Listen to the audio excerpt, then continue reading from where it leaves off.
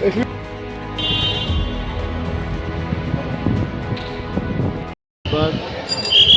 Federation of press club of ইন্ডিয়ার আনুষ্ঠানিক launch হয়েছে হায়দ্রাবাদে। তো সেখানে ওনাকে সহসভাপতি করা হয়েছে।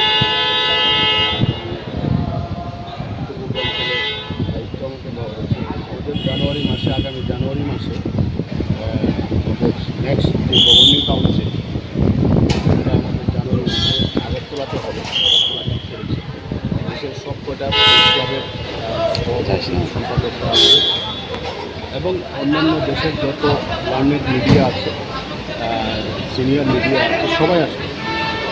এটা একটা আমাদের একটা বড় উৎসবের